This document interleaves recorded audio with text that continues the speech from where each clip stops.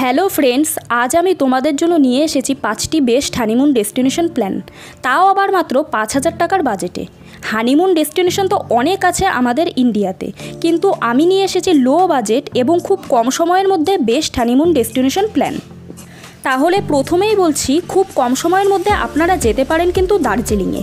দার্জিলিং কিন্তু honeymoon destination হিসেবে খুবই পারফেক্ট। দার্জিলিং ঘোরার জন্য কিন্তু আপনার 2 রাত 3 দিনই যথেষ্ট।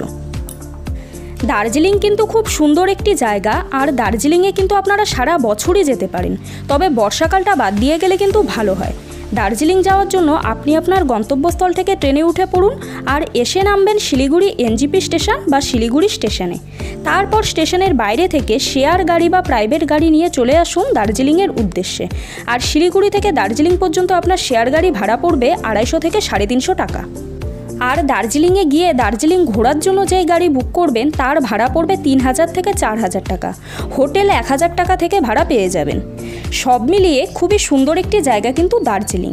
তো গাইস, পাহাড়ের রানী দার্জিলিংয়ে আপনারা কে কে হানিমুনে আসতে চলেছেন বা এসেছেন তারা কিন্তু কমেন্টে অবশ্যই জানাবেন।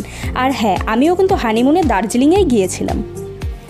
নেক্সট হানিমুন ডেস্টিনেশন যেটি বলবো, বাঙালির কাছে খুবই কাছের ও খুবই পছন্দের একটি জায়গা, সেটি হলো পুরী। যারা সমুদ্র ভালোবাসে তাদের কাছে কিন্তু পুরী খুবই পছন্দের একটি জায়গা। তাহলে পুরী আসার জন্য আপনারা আপনাদের গন্তব্যস্থল থেকে ট্রেনে উঠুন আর এসে নামবেন পুরী স্টেশনে। পুরীতে ঘোরার জন্য কিন্তু হাতে 2 থেকে 3 দিন সময় নিয়ে গেলেই যথেষ্ট। পুরীতে গিয়ে যেই জায়গাগুলো যাবেন তা হলো জগন্নাথ দেবের মন্দির, কোণার্কের সূর্য মন্দির, আর সকাল সন্ধ্যা ঘোরার জন্য তো পুরী সি বিচ রয়েছেই। এছাড়া কিন্তু আরও সাইট সিনের জায়গা রয়েছে। তাহলে পুরীতে ঘোরার জন্য কিন্তু আপনার হাতে 4-5 হাজার টাকা নিয়ে এলেই চলবে। তারপর যে জায়গাটির কথা বলবো সেটি হলো দীঘা। দীঘা কিন্তু বাঙালিদের খুবই প্রিয় একটি জায়গা। 1 রাত 2 দিনেই কিন্তু আপনাদের দীঘা ঘোরা হয়ে যাবে। দীঘাতে যাওয়ার জন্য আপনারা যেখান থেকে ট্রেনে উঠুন এসে নামবেন কলকাতা শিয়ালদহ স্টেশনে। তারপর শিয়ালদহ থেকে বাসে করে চলে যাবেন দীঘায়। আর দীঘাতে ঘোরার মতো জায়গাগুলো হলো new Digha beach, Shankarpur beach, Dheusagar, Talsari, Amaravati park ইত্যাদি।